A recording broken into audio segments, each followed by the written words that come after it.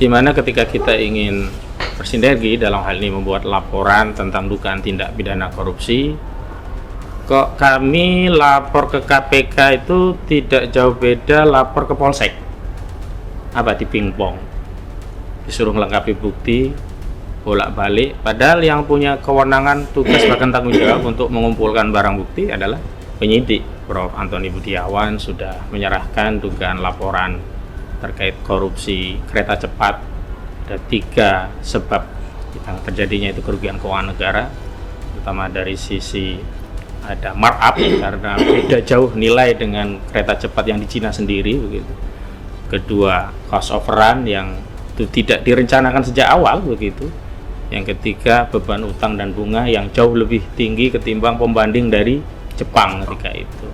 Padahal Pak, kalau PPK pejabat kecil-kecil itu Pak, HPS mahal sedikit saja udah ya dianggap itu sebagai kerugian keuangan negara. Kenapa? Negara harusnya beri manfaat barang atau jasa lebih murah, tapi oleh PPK digelembungkan, perkiraannya jadi naik, sehingga yang menang tender agak lebih mahal daripada harga yang seharusnya. Itu saja jadi korupsi. Ini udah jelas. Kita itu punya niat ingin sinergi membantu, tapi ada batasan yang kalau sudah pada sikap percuma deh dibawa KPK, akhirnya masyarakat ada 2 kemungkinan.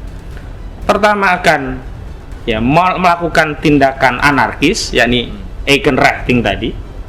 Kedua, delegitimasi baik kepada aparat penegak hukum KPK dan sebagainya, bahkan kepada negara. Ya wis lah, ngapain kita bayar pajak kalau korupsi juga gak ditindak gitu loh. Terima kasih Pak Budi. Bismillahirrahmanirrahim. Kami rakyat ini sangat ingin bermitra bahkan bersinergi dengan KPK supaya membantu dalam tugas-tugas pemberantasan bahkan pencegahan korupsi. Namun ada anomali yang mungkin juga bisa jadi koreksi internal KPK, di mana ketika kita ingin bersinergi dalam hal ini membuat laporan tentang dugaan tindak pidana korupsi, kok kami lapor ke KPK itu tidak jauh beda lapor ke Polsek. Apa di pingpong, disuruh melengkapi bukti, bolak-balik, padahal yang punya kewenangan, tugas bahkan tanggung jawab untuk mengumpulkan barang bukti adalah penyidik, karena dia diberi wewenang bahkan anggaran, termasuk dia bisa mengendalikan manajemen untuk bisa mendapatkan bukti begitu. Contoh yang paling mutakhir adalah dari masyarakat, dari kami, misalkan dari Prof. Antoni Budiawan sudah menyerahkan dugaan laporan terkait korupsi kereta cepat.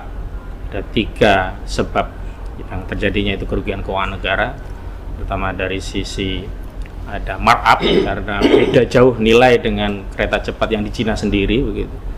Kedua, cost of run yang itu tidak direncanakan sejak awal begitu. Yang ketiga, beban utang dan bunga yang jauh lebih tinggi ketimbang pembanding dari Jepang ketika itu. Padahal Pak, kalau PPK pejabat kecil-kecil itu Pak, HPS mahal sedikit saja udah ya dianggap itu sebagai kerugian keuangan negara. Kenapa? Negara harusnya beri manfaat barang atau jasa lebih murah, tapi oleh PPK digelembungkan, perkiraannya jadi naik, sehingga yang menang tender agak lebih mahal daripada harga yang seharusnya. Itu saja jadi korupsi. Ini udah jelas. Pertanyaan selanjutnya kan harusnya PPK yang melakukan penyelidikan. Kalau hitung-hitungannya itu belum punya nilai sebagai pembuktian di dalam persidangan pidana, ya tinggal permintaan kepada BPK untuk melakukan audit. Ini tidak pernah dilakukan. Itu satu hal. Hal yang lain yang justru sudah ada audit yang sudah jelas kerugian keuangan negara dari kerusakan lingkungan di 2018 atau 17 Freeport, PT Freeport Pekmoran sudah ada audit dari BPK. Saya bahkan yang membuat laporan KPK, saya lupa, saya nggak follow up karena jadi kayak ke Kapolsek juga begitu jadinya. Di situ sudah jelas bahwa ada kerugian. Memang kerugiannya bukan uang yang dicuri langsung oleh negara, tapi kerusakan lingkungan yang semestinya itu dikompensasikan dengan uang yang nilainya itu juga kerugian negara, karena yang mewakili rakyat terhadap lingkungan, pemasukan dari tambang yang harusnya kepada negara itu kan negara, dan itu dihitung sebagai kerugian keuangan negara. Itu pun juga tidak dilakukan tindakan lebih lanjut. Artinya begini, satu sisi yang belum ada audit, kita minta segera dimintakan audit, tidak ditindaklanjuti karena suruh melengkapi bukti lagi. Sisi yang lain sudah ada audit, juga tidak dilakukan, karena itu kan tinggal mengaitkan pasal 2, pasal 3 tentang siapa sih sebenarnya yang melakukan perbuatan melawan hukum dan siapa yang melakukan penyalahgunaan wewenang. Dan kami hari ini sebenarnya miris, selain KPK sudah dipreteli kewenangannya, alhamdulillah sih masih jalan terus, tetap kita apresiasi Pak, masih bisa nangkap Saya pikir dulu ketika KPK undang-undangnya diperlemah, itu KPK bermati, ternyata masih. Kami apresiasi itu. Tapi ketika kemarin di kasus korupsi MBK yang nangani Kejagung, rezim yang digunakan bukan undang-undang tipikor tapi KUHP yang baru, pasal 2 pasal 3 yang ada batas minimum 4 tahun direndahkan menjadi 2 tahun. Jaksa akhirnya milih rezim KUHP untuk nangani tipikor di kasus MBK. Lalu di mana orang itu akan merasa jerah dengan korupsi? Kenapa? Karena rezim kita di DPR wakil rakyat kita membuat korupsi itu jauh lebih humanis. Yang sebelumnya batasan minimum 4 tahun penjara sekarang diturunkan menjadi 2 tahun. Apalagi jangan-jangan nanti tidak ada batasan minimum sehingga korupsi bisa vonis 4 bulan misalnya, atau bahkan korupsi tidak bisa ditahan sehingga koruptor bisa mengajukan prapit berulang sehingga KPK kerepotan nanti. Tersangka koruptor mengajukan prapit berulang, nggak bisa masuk perkara, aduh nggak ada wibawa negara kita. Saya pikir itu menjadi catatan karena begini, kita itu punya niat ingin sinergi membantu, tapi ada batasan yang kalau sudah pada sikap percuma deh dibawa KPK, akhirnya masyarakat ada 2 kemungkinan. Pertama akan melakukan tindakan anarkis, yakni Eigenrechting tadi. Kedua, delegitimasi baik kepada aparat penegak hukum KPK dan sebagainya, bahkan kepada negara. Ya wes lah, ngapain kita bayar pajak kalau korupsi juga nggak ditindak gitu loh. Itu kan bentuk, mohon maaf, saya bisa katakan kalau orang sudah pada taraf kemarahan yang tinggi itu apabila merespon kezaliman itu dengan diam, wes jedek, wes gak bisa ngomong lagi saya. Nah, hari ini koruptornya kalau gitu. Ya, hari ini ketika Pak Narko masih bisa ngamuk di sini tadi, itu artinya kami sayang pada KPK. Kami ingin memperbaiki KPK, kami tidak ingin negeri ini yang kalau kami bahasa kami ya di kepolisian tadi, Pak, persoalan bangsa itu setengah persennya ada di institusi kepolisian. Kalau polisi itu beres, maka setengah masalah bangsa juga beres gitu. Kalau KPK setidaknya ada 25% lah menurut kami. Masalah bangsa itu ada di KPK. Iya, masih lumayan karena KPK hanya nangani korupsi. Kalau polisi semua urusan. Dan saat penyidikan, polisi itu bisa jadi penyidik, jaksa, hakim, bahkan pengacara. Mau pasal berapa? Mau dihentikan juga, kan dia jadi hakim, dia yang menghentikan. Mau pilihkan pasal yang murah, dia jadi pengacara. Bahkan gimana? Mau restoratif justice? Tidak. Dulu 86 itu secara ilegal, hari ini 86 dan itu dilegalisasi dengan restoratif justice. Jadi kami prihatin Pak Budi. Jadi mohon kalau ada bahasa dari kalangan kami yang mungkin agak metaforanya berlebihan itu dipahami bahwa itu ada bentuk kecintaan kasih sayang mereka kepada KPK. Karena apa? Perlawanan yang sudah pada titik paling tinggi itu kalau orang mendiamkan. Pak Budi, kalau di rumah ada istri mendiamkan, hati-hati itu. Berarti perlawanan dalam diam. Terima kasih. Assalamualaikum warahmatullahi wabarakatuh. Terima kasih. Pak Heru, udah Pak, saya pas. Udah. Pak, saya hanya ingin menyampaikan 2 saja.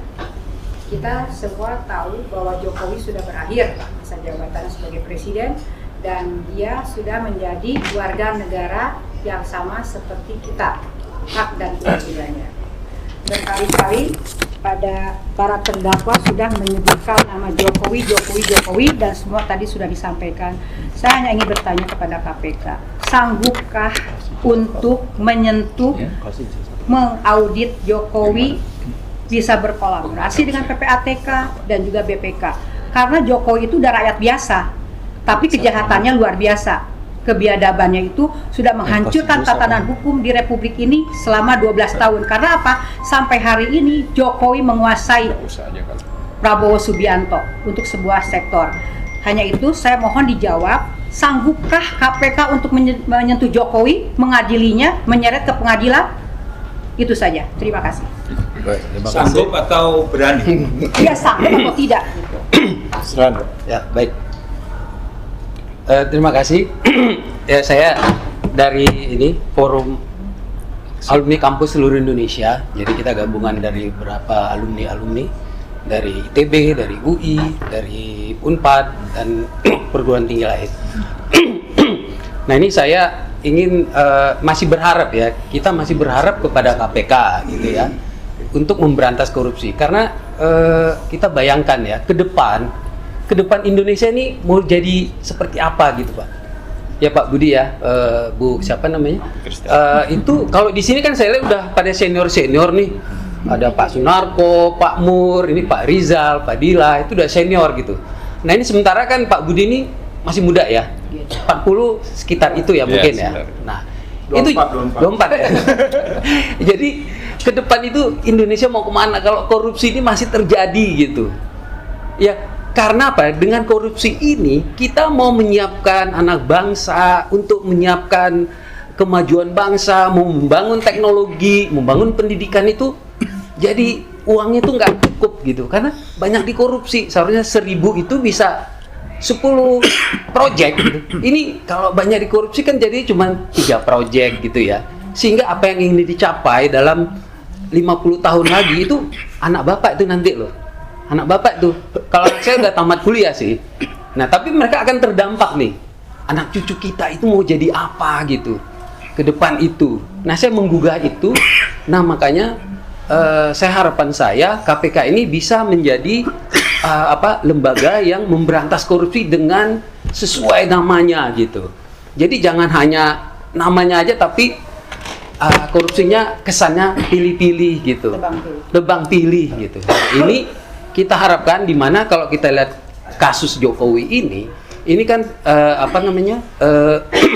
banyak yang sudah masuk ke pengadilan itu menyangkutkan kepada mereka gitu, kepada Jokowi. Ada kasus Tom Lembong, ada kasus si Nadiem, terus ada beberapa kasus lain. Mungkin bapak-bapak di KPK udah mencatat. Nah, masalahnya nggak berani move nih, nggak berani gerak nih mungkin ya. Nah itu apa yang menghambat? Nah itu sebagai generasi muda di KPK, nah itu tanggung jawab generasi kalian tuh. Benar tuh. Nanti anak cucu kita itu ke depan jadi seperti apa? Nah itu yang kita harapkan, jangan sampai Indonesia jadi nggak berkualitas gara-gara banyak dikorupsi. Nah jadi kemiskinan tetap terjadi, pendidikan juga tetap banyak yang kurang pendidikan. Sekarang aja 58% tamat SMP. Gimana kita berharap ya? Nah itu your generation must develop anak-anak gitu. Itu saya kira gitu Pak.